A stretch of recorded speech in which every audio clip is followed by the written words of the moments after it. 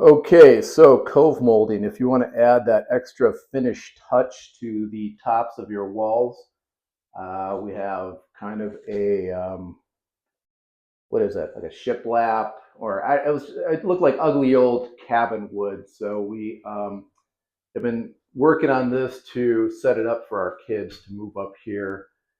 It was this really ugly pine, shellacked all the knot holes, primed it, painted it. But it came time to do this, which is the Cove molding, which is different from crown. Cove, I think it's the same thing no matter which way you're going.